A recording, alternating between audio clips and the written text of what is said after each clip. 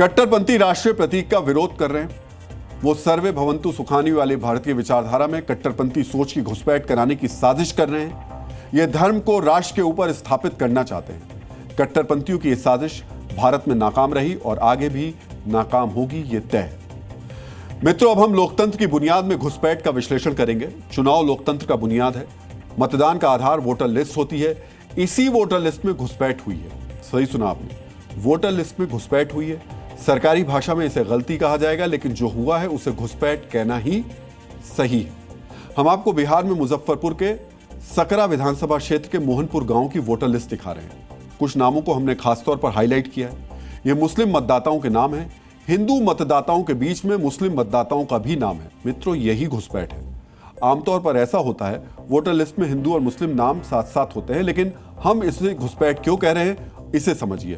मित्रों, मोहनपुर गांव में मुसलमानों का एक भी परिवार नहीं रहता। यहां मुस्लिम आबादी शून्य है। फिर वोटर लिस्ट में मुस्लिम नाम कैसे जुड़े, यह बड़ा सवाल है। यह सवाल इसलिए भी बड़ा है क्योंकि बिहार में SIR यानी वोटर लिस्ट सुधार को लेकर कानूनी लड़ाई चल रही है। इसी बीच जमीन पर वोटर लिस्ट में घुसपैठ हो रही है। ये मुजफ्फरपुर जिला का सकरा विधानसभा क्षेत्र का कटेसर पंचायत का मोहनपुर गांव है। हम पहले आपको गांव दिखाते हैं। इस गांव में लगभग 600-700 की आबादी है। इस गांव में एक भी मुसलमान परिवार नहीं है। सामने एक घर है, ये पवन ठाकुर का है।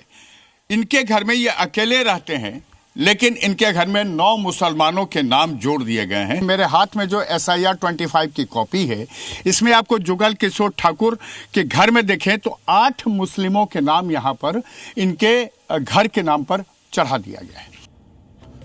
वोटर लिस्ट में गड़बड़ी हुई तो पूरी चुनावी प्रक्रिया प्रभावित होती है। इससे चुनाव परिणाम पर भी असर पड़ता है। अब सवाल यह कि क्या यह सरकारी भाषा में गलती है या वोटर लिस्ट में घुसपैठ है।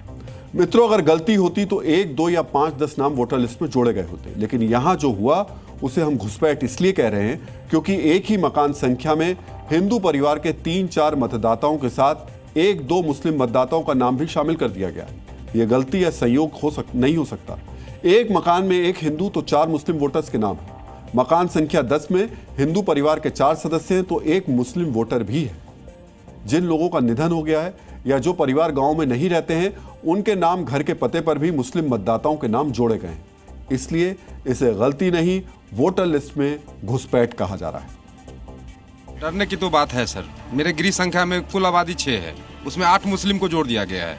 काफी डरे हुए हैं। हम अपने घर का गेट नहीं खोलते हैं कि कभी भी आके हमला कर देगा।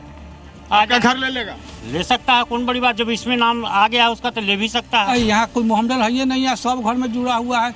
5, 7, 10, 11, 12 बंद मकान है। उसमें 12, 13 का संख्या है। और वो रोहिंग्या मुसलमान है कि पाकिस्तानी है कि बांग्लादेशी है, कौन है क्या पता है उसका। डर गए हैं आप? ये बहुत डरे हुए। इसी के आधार पर तो सारा सुविधा मिलना है।